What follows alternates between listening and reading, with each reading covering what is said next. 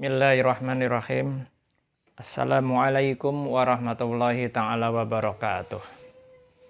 Alhamdulillah. Alhamdulillahirabbil alamin wa bihi nasta'in ala umuri dunya waddin wa ala alihi washabihi ajma'in, amma ba'd. Pertama-tama dan yang paling utama, mari kita panjatkan puji syukur kehadirat Allah Subhanahu wa taala yang Maha Ghafur, yang senantiasa memberikan kita kesempatan panjang umur, diberikan kesempatan punya Islam dan iman dalam kalbu kita, sehingga kita bisa melaksanakan ibadah secara istiqamah, rutinitas yang 5 waktu maupun yang sunah-sunahnya. Selawat dan salam mari kita limpahkan kepada penghulunya para nabi, manusia paling terbaik di muka bumi, manusia yang luar biasa, nabi di atasnya para nabi, rasul di atasnya para rasul.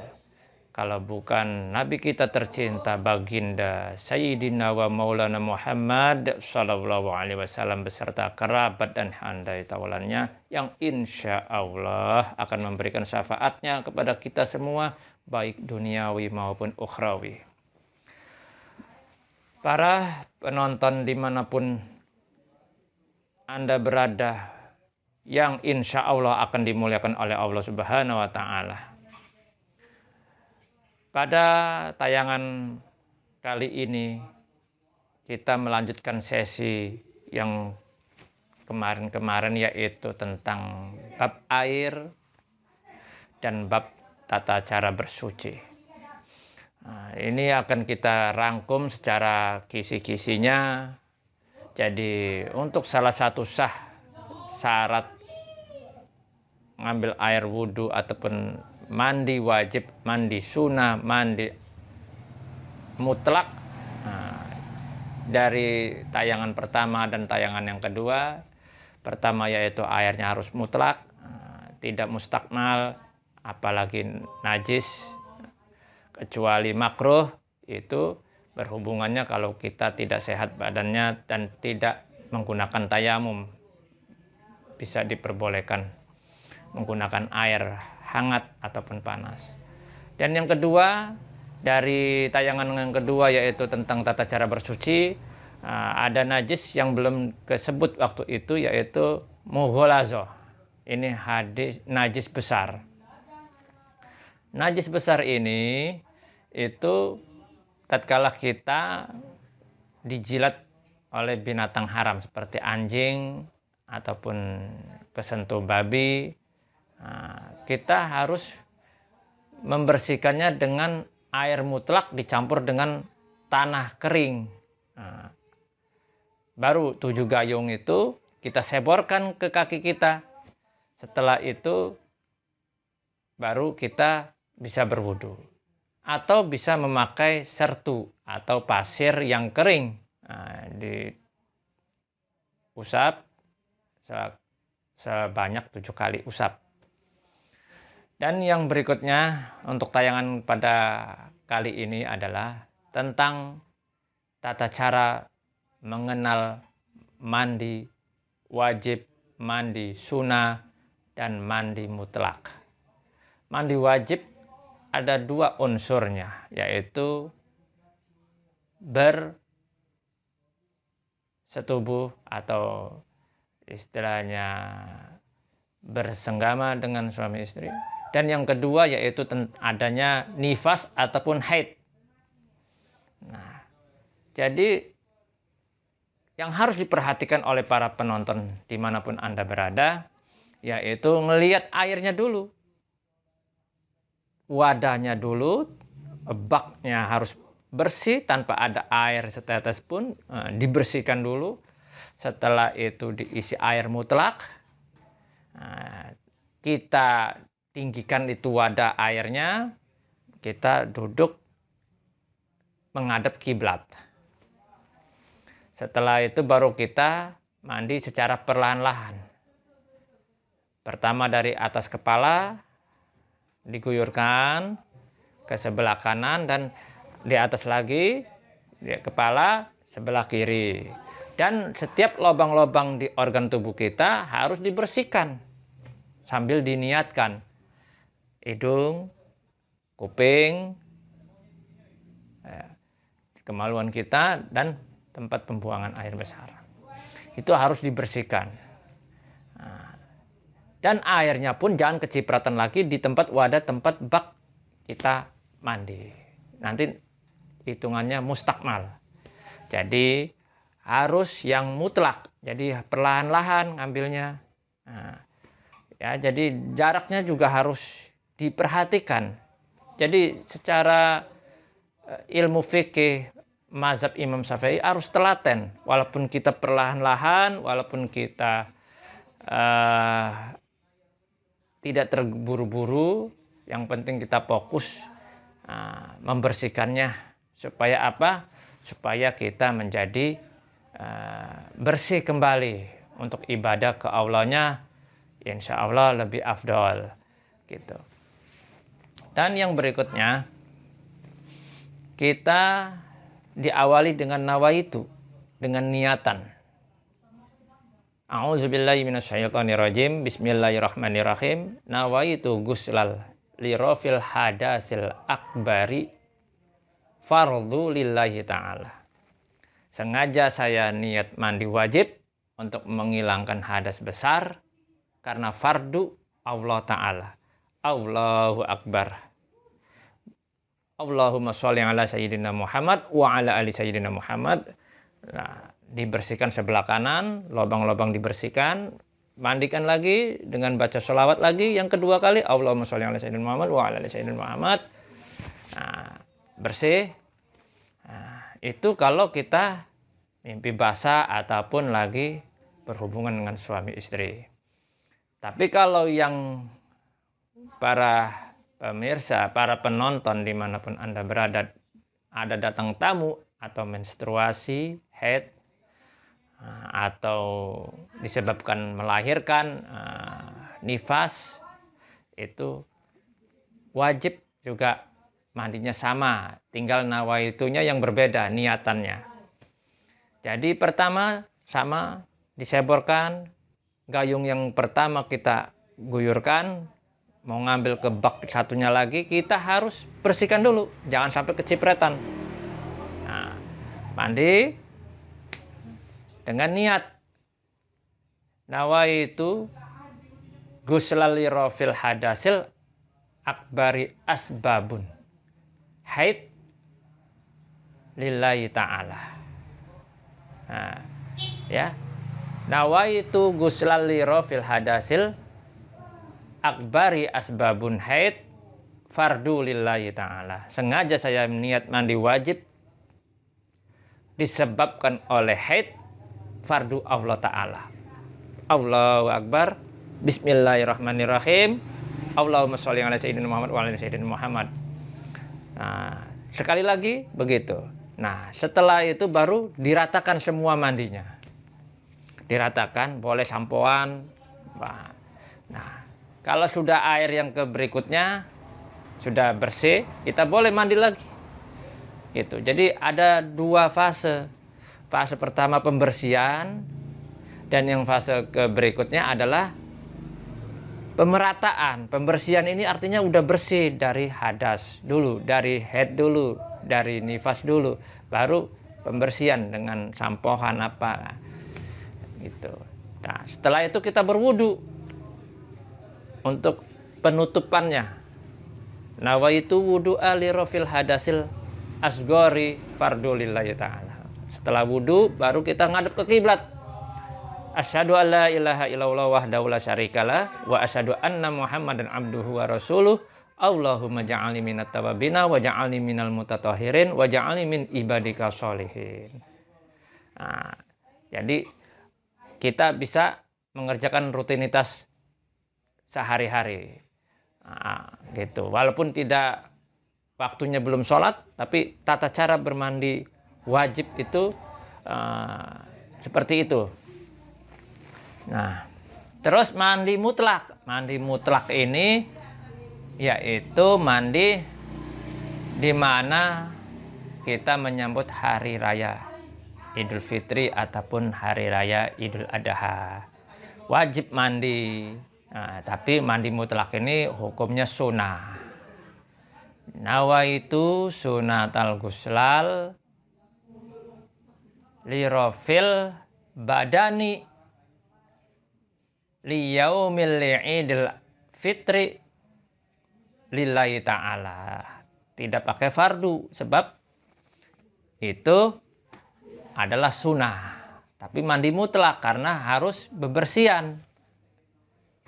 Jadi niat saya mandi membersihkan badan karena datang hari Idul Fitri lillahi ta'ala. Begitu juga dengan Idul Adha, tinggal ditambah dengan Idul Adha lillahi ta'ala. Nawaitu sunatal guslal lirofil badani liyaumil Idul Adha lillahi ta'ala.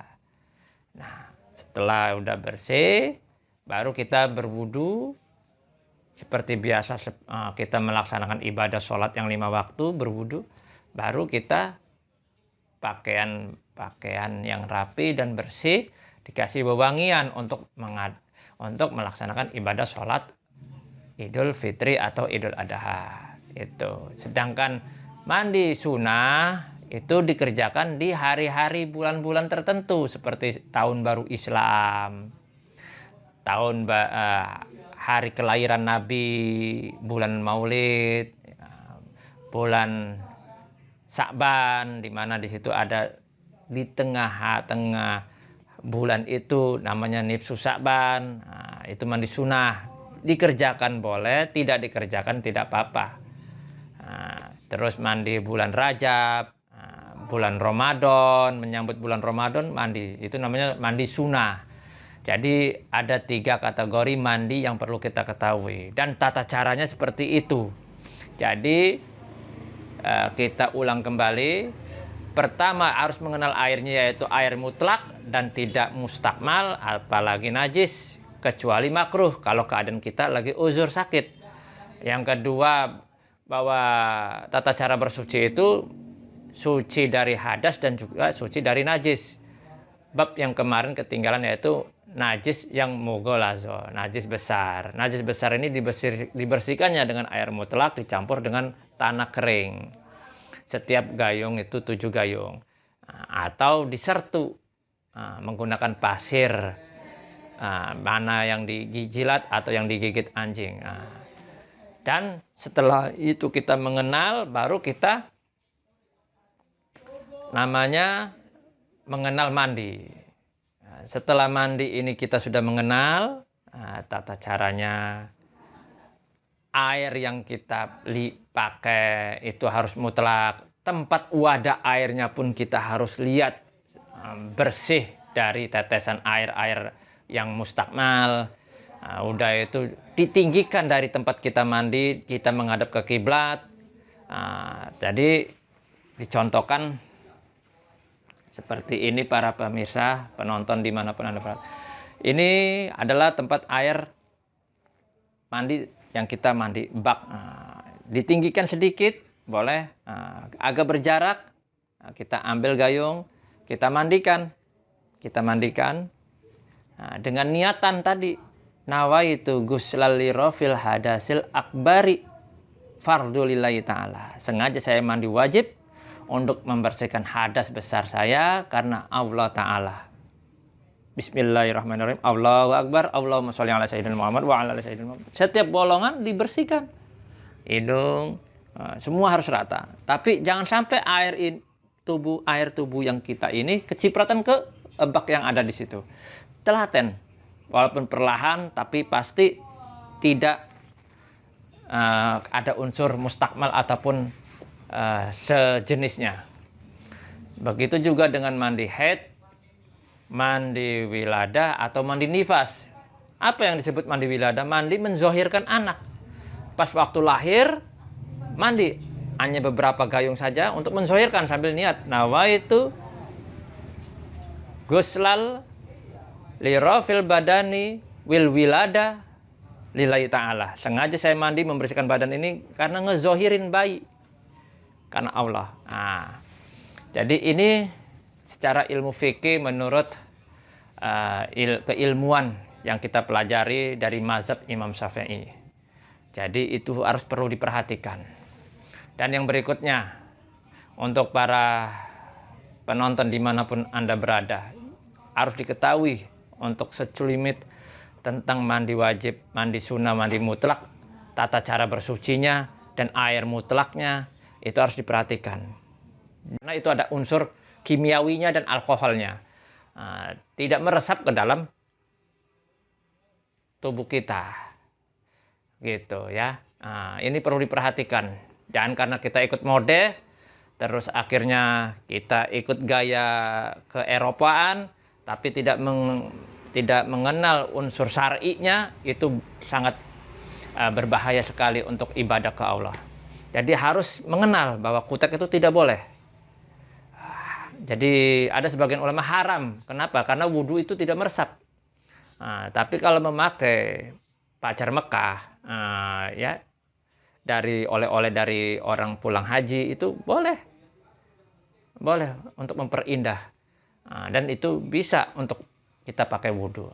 Dan yang kedua, untuk masalah rambut juga, para penonton dimanapun Anda berada, ini emang sekilas seperti hal yang sepele, tapi sangat rentan untuk ibadah.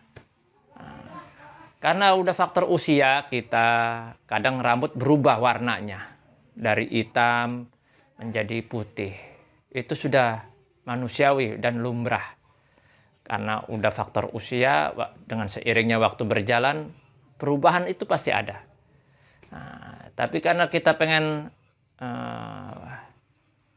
ikut kekinian, gaya, terus kita pengen masih tampil seperti gagah dan muda, kita pikok rambutnya dengan warna yang sejenis Allah berikan kepada kita, warna hitam. Itu tidak boleh, karena itu tidak meresap di dalam wudhu juga. Tidak boleh. Ada sebagian yang diperbolehkan oleh beberapa ulama dan ada beberapa imam memperbolehkan, jangan warna hitam. Warna kekuning-kuningan, ya, bisa jenggot, bisa rambut kekuningan. Untuk menutupi rambut putih kita boleh. Tapi kalau warna pikok hitam, itu tidak diperbolehkan. Menurut 4 mazhab juga tidak diperbolehkan. Karena melanggar daripada kodrat ketentuan Allah.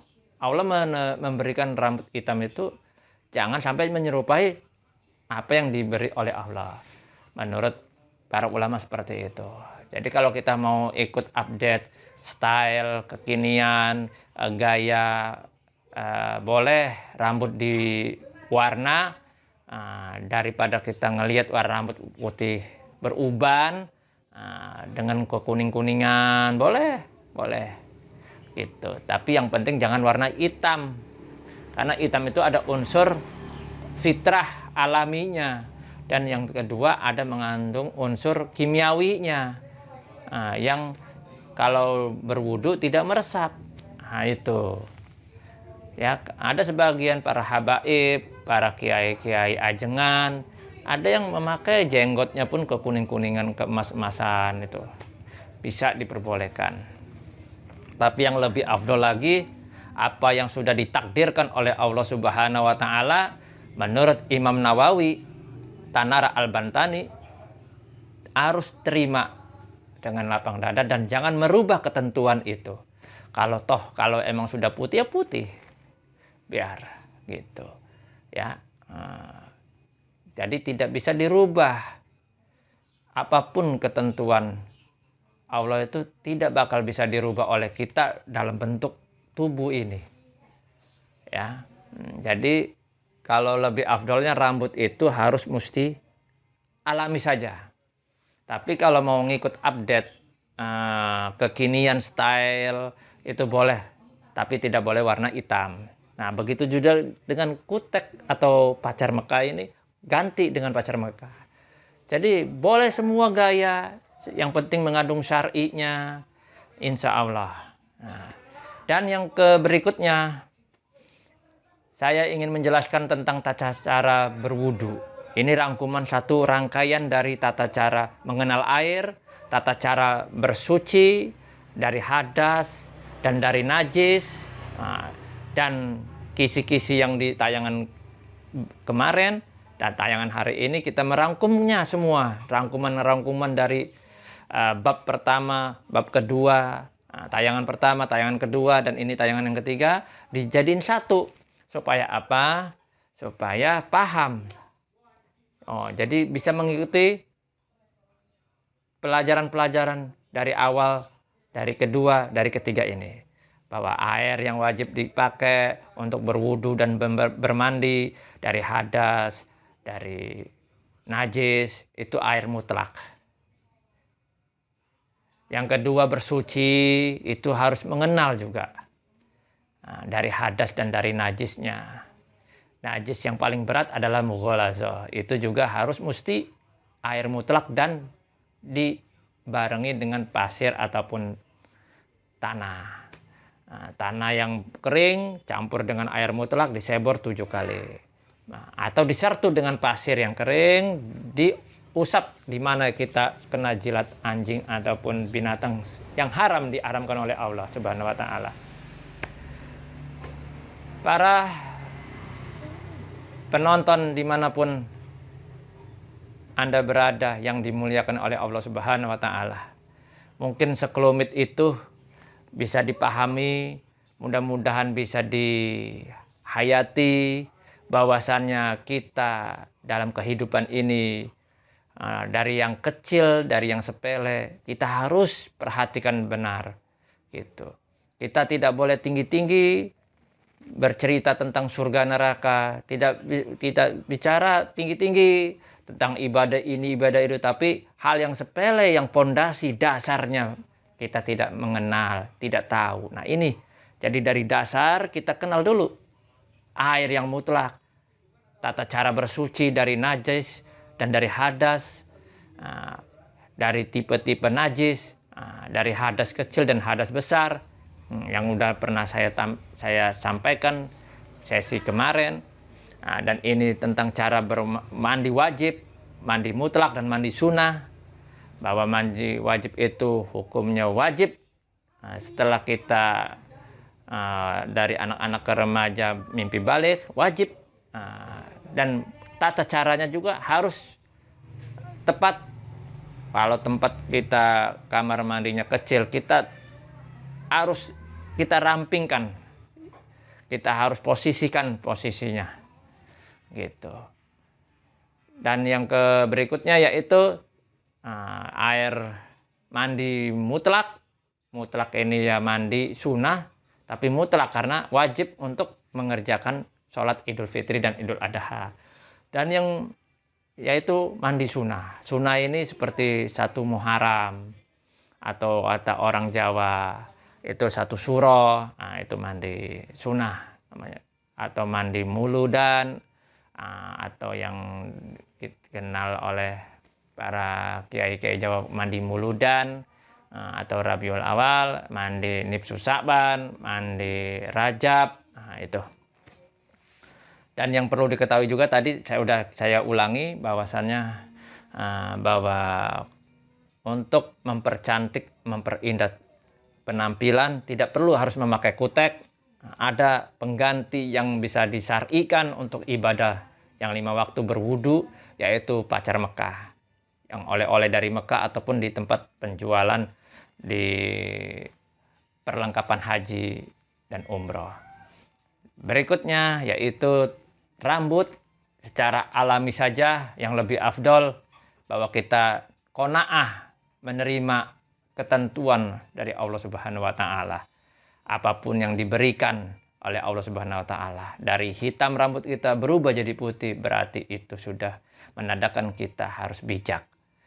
Tapi kalau kita mau update style kekinian, diperbolehkan dari sebagian ulama itu, tapi jangan warna hitam, tapi bercorak keemasan, kuning-kuning keemasan, itu diperbolehkan. Tapi kalau saran kita ya secara nature aja, secara alami aja, apa yang sudah diberikan oleh Allah Subhanahu wa taala kepada kita. Dan tentu berikutnya yaitu tata cara berwudu. berwudu yang perlu wajib diperhatikan, selain kita niat nawaitu wudu ali rafil hadasil asghari fardulillahi ta'ala, sengaja saya niat wudu untuk membersihkan hadas kecil karena fardulillahi ta'ala. Kedua telapak tangan ini 3 kali, kumur-kumur 3 kali membersihkannya, menandakan kita supaya omongan-omongan yang menggibah, yang mengandung unsur dosa runtuh dengan kita niat sungguh-sungguh cara berwudu kepada Allah Subhanahu wa taala. Udah itu membersihkan hidung dari ciuman-ciuman yang kurang halal, dari ciuman-ciuman yang kurang menyenangkan, digugurkan. Membasuh muka 3 kali. Ini hakikatnya apa? Ini hakikatnya pandangan kita sehari-hari, mungkin tidak sengaja kita melihat hal-hal yang madorot, dijatuhkan semua oleh Allah gugur dengan cara berwudu. Tangan kanan sampai siku ini ada hikmahnya, yaitu supaya tangan kita ini bekas megang apa yang bukan haknya atau yang bukan ininya, tanpa silap, tanpa kita sadari, telah digugurkan oleh Allah Subhanahu wa taala. Begitu juga dengan tangan kiri hakikatnya. Membasuh rambut 3 kali hakikatnya supaya rambut kita ini bersih dari hal-hal yang madorot. Kuping kanan, kuping kiri artinya kita mungkin sering mendengar, menguping pembicaraan orang yang tidak layak kita dengar. Itu jadi jatuh keguguran dengan cara berwudu. Membasuh kaki kanan, membasuh kaki kiri, supaya langkah kaki kita menuju jalan-jalan yang lurus, Shirathul Mustaqim. Baru kita tutup dengan doa. Nah, semua yang diajarkan oleh agama Islam, yang disampaikan oleh Rasul kita tercinta, Nabi besar kita, manusia yang paling mulia, Nabi di atasnya para nabi, makanya disebut penghulunya para nabi. Nabi Muhammad SAW begitu sempurnanya menyampaikan ini wahyu, risalah dari Allah Subhanahu wa taala tentang agama Islam. Gitu. Jadi mari kita perhatikan dengan konkret dan konsentrasi pondasi dasar kita dulu, baru nanti kita mengenal ibadah yang 5 waktu, baru kita mengenal pembacaan Al-Quran. Dari sini kita melangkah ke jenjang berikutnya.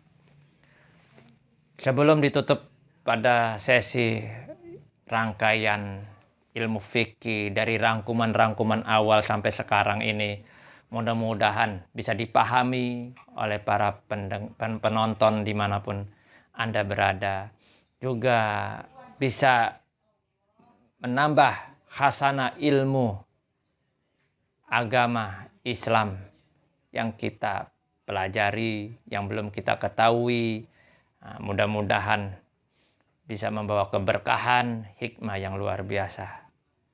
Saya ucapkan ribuan terima kasih kepada subscriber dimanapun yang telah mensubscribe ini channel Khairul Insani. Mudah-mudahan Allah berikan umur yang panjang serta berkah, hajat maksud duniawinya diijabah, dan keberkahan, keselamatan, rezeki yang luas akan Allah limpahkan kepada semua jamaah Khairul Insani, bil khusus subscriber channel Khairul Insani ini. Mudah-mudahan bisa membawa kebahagiaan dunia wal akhirah. Sebelum ditutup, seperti biasa tradisi ilmu fikih di channel ini, saya secara pribadi akan mendoakan, bil khusus pribadi yang menyampaikan dan umumnya kita semua yang menyaksikan tayangan ini, mudah-mudahan Allah lindungi dari hal-hal yang zolim ataupun orang-orang yang menzolimi kita, supaya kita terhindar dari malapetaka, wabah, daripada bencana. Mudah-mudahan kita dihindari dari hal-hal yang madorot. Allah datangkan keberkahan, Allah berikan kesehatan, Allah berikan keselamatan, Allah berikan hasil maksud kita diijabah. A'udzubillahi minasyaitonirrajim. Bismillahirrahmanirrahim. Ya zal jalal wal ikram, Allahumma sholli wa sallim ala sayyidina Muhammadin sayyidil awwalin wal akhirin wa barik wa sallim wa radhiyallahu ta'ala an kulli sahabati Rasulillah ya jama'in. Amin. Allahumma ya mudabbir dabir, ya muyassir yasir, ya musilu sahil, alaina kulang asirin bijail basirin nazir. Allahumma ya mudabbir dabir, ya muyassir yasir, ya musilu sahil, alaina kulang asirin bijail basirin nazir. Allahumma ya mudabbir dabir, ya muyassir yasir, ya musilu sahil, alaina kulang asirin bijail basirin nazir. Allahumma bismillahirrahmanirrahim. Qul huwallahu ahad, Allahus samad, lam yalid wa lam yulad wa lam yakul lahu kufuwan ahad. Rabbana zalamna anfusana wa illam taghfir lana wa tarhamna lanakunanna minal khasirin. Allahumma sholli ala sayyidina Muhammad wa ala ali sayyidina Muhammad. Bismillahirrahmanirrahim. Allahumma inna nas'aluka ridhaka wal jannah wa na'udzubika min sakhatika wan nar. Allahumma ya aziza ya hakim, ya Allahumma ya azizu ya hakim, ya ghafuru ya rahim. Allahumma ya fatahu ya ghani, ya mughni ya ghani, ya fatah ya razak, wa huwa khairur razikin. Allahumma ya Allah, pada malam hari ini tayangan Khairul Insani dimanapun yang menonton, yang mensubscriber, ya Allah, Allah, Engkau yang maha mengijabah, ijabahkanlah hasil maksud tujuan kami. Ya Allah, tatkala ada jamaah kami, keluarga kami yang ingin mempunyai keturunan, Engkau yang maha kuasa, ya Allah, berikanlah keturunan yang baik dan soleh soleha. Ya Allah, tatkala ada keluarga kami, jamaah kami, tayangan channel Khairul Insani ini yang sedang sakit, keluarganya, orang tuanya, ya Allah, berikanlah kesembuhan. Engkau yang memberikan penyakit, Engkau juga, ya Allah, yang bisa menyembuhkan. Allahumma wa nunazzilu minal qur'ani ma huwa syifa. Ya Allah, dengan wasilah Quran yang 30 juz yang pernah kami baca, ya Allah, ya Allah, dengan kemuliaan Quran 30 juz, sembuhkanlah keluarga kami, orang tua kami, jamaah kami, ya Allah, yang sedang sakit. Mudah-mudahan diberikan kesehatan dan kesembuhan. Ya Allah, Engkau yang maha kaya, Engkau yang maha pemberi rezeki, berlapangkanlah rezeki kami, ya Allah. Ya Allah, berikanlah rezeki yang berkah, berikanlah rezeki yang berkah, bermanfaat untuk agamamu, ya Allah. Ya Allah, tatkala ada jamaah kami yang nonton tayangan ini, ya Allah, sedang mempunyai cita-cita yang mulia, pada tahun ini mungkin tidak lulus, ya Allah, mengikuti tes ujian apapun itu, ya Allah, mudah-mudahan tahun yang akan datang, ya Allah, berikanlah kelulusan, ya Allah, kelulusan, ya Allah. Apa itu sekolah staf, apa itu sekolah ujian untuk ke fakultas, ya Allah, apapun bentuknya, ya Allah, tahun yang akan datang luluskanlah, ya Allah, jamaah kami yang punya cita-cita mulia, ya Allah. Karena dengan cita-cita yang mulia ini, ya Allah, jamaah kami tetap istiqamah mengkontribusikan kepada Khairul Insani, baik TPA-nya maupun channel ini, ya Allah. Ya Allah, tatkala ada yang belum mempunyai jodoh, ya Allah, berikanlah jodoh yang baik, yang sakinah mawaddah warahmah ke depannya, ya Allah. Ya Allah, tatkala ada yang usahanya tidak jalankanlah, ya Allah. Engkau yang maha kaya, Engkau yang maha segala-galanya. Engkau bisa merubah siang jadi malam, malam jadi siang. Apalagi urusan kami yang segelintir ini, ya Allah. Kuatkanlah iman kami, Islam kami. Bismillahirrahmanirrahim. Asal kurabul lazi amsaitu fihi yakunu wara'ahu farajun qaribu. Asal kurabul lazi amsaitu fihi yakunu wara'ahu farajun qaribu. Asal kurabul lazi amsaitu fihi yakunu wara'ahu farajun qaribu. Ya Allah, berikanlah umur yang panjang dan berkah, ya Allah, kepada guru kami, Ya Allah, berikanlah keistiqomahan kepada guru kami, ya Allah. Sehatkanlah jasadnya, ya Allah. Sehatkanlah badannya, ya Allah. Hilangkanlah segala penyakit, ya Allah. Ya Allah, berikanlah umur yang berkah dan panjang, ya Allah, kepada guru-guru kami. Ya Allah. Rabbana atina fid dunya hasanah wa fil akhirati hasanah wa qina azabannar. Walhamdulillahirabbil alamin. Terima kasih atas perhatiannya. Kurang lebih mohon maaf apabila ada penyampaian yang kurang berkenan atau ada kata-kata yang kurang menyenangkan di hati para pemirsa, penonton dimanapun Anda berada. Sekali lagi mohon maaf yang sebesar-besarnya. Akhirul kalam, wallahu a'lam bisawab, waghfir lana warhamna wa barik lana. Wassalamualaikum warahmatullahi taala wabarakatuh.